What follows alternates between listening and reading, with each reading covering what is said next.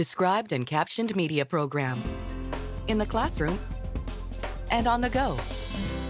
DCMP.org. National Science Foundation presents National Ecological Observatory Network studies wildfire in unprecedented detail. Just after Colorado's devastating High Park wildfire, these scientists were on the case, surveying the damage from the air and the ground. We knew that we'd have to get out as quickly as possible in order to make these measurements, particularly as the summer storms come in. With support from the National Science Foundation, Colorado State University environmental scientist Michael Lefsky led a rapid response team to study the fire's impact on the ecosystem. A small plane flies over the site.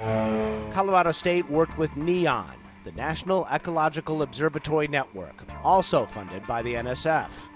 NEON's airborne and mobile units can quickly deploy to wildfires and other environmental disasters. The described and captioned media program provides services designed to benefit students who are blind, visually impaired, deaf, hard of hearing, and deafblind.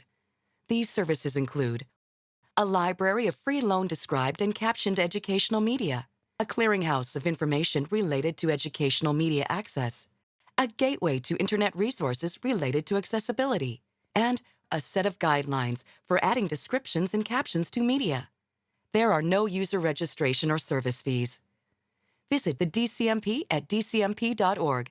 The DCMP is funded by the U.S. Department of Education and administered by the National Association of the Deaf.